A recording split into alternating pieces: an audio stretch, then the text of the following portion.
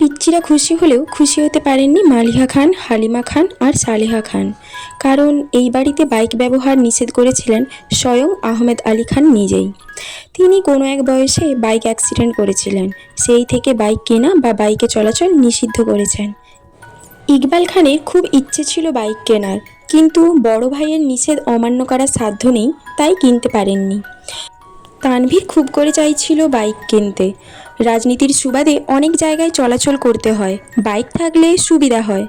বাবা মোজাম্মেল খানকে বলেও ছিল সে, কিন্তু বাবার এক কথা, তোর বড় আব্বু বাইক পছন্দ করে না, তোর দরকার পড়লে তুই একটা গাড়ি সবসময় ব্যবহার করিস, তারপরেও বাইক কেনার নাম মুখে আনিস না।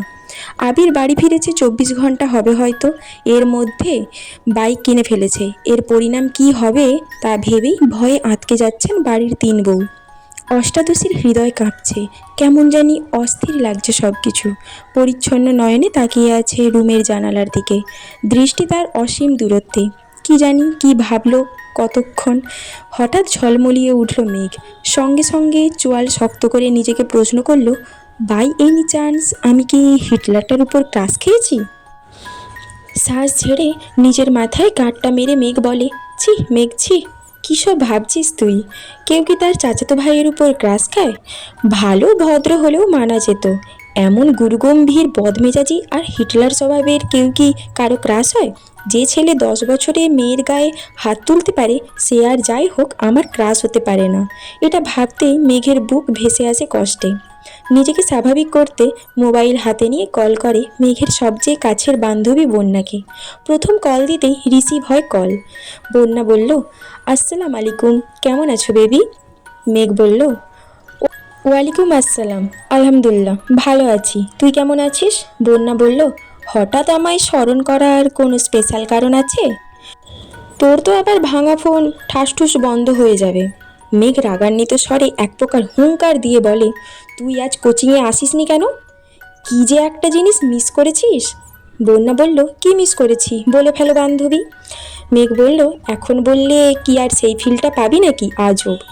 বন্যা বলল, আরে বেবি বলো তুমি, কাল শুক্রবার কোচিং বন্ধ, আবার দেখা হবে রবিবারে, ততদিন সহ্য হবে না, বলে ফেল প্লিজ।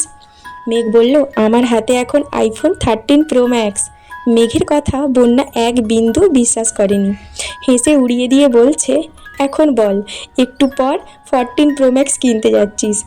যাকে তার ভাই একটা আধা ভাঙা ফোন দিয়েছে ব্যবহারের জন্য, দিনে 100 বার বন্ধ হয়ে যায়, তার হাতে নাকি আইফোন? তুই কি ঘুম থেকে স্বপ্ন দেখে উঠলি নাকি? মেঘের উৎফুল্ল মেজাজ আচমকাই বিগড়ে গেল। অভিমানী স্বরে বলল, কাল আবির ভাই আসছেন বিদেশ থেকে, উনিই নিয়ে এসছেন আমার জন্য। বন্যা বলল, তাই বল, না হয় তোর যে ভাই সে তোকে এই জীবনে ফোন কিনে দিত না, তোর বাবা দিতে চাইলো সে আছাড় মেরে ভেঙে ফেলতো। ওয়েট ওয়েট, ওই আবির ভাইটা কে রে, যে তোকে ছোটবেলা মেরেছিল সে? মেঘ মুখ কালো করে উত্তর দিল, হ্যাঁ আমার চাচাতো ভাই।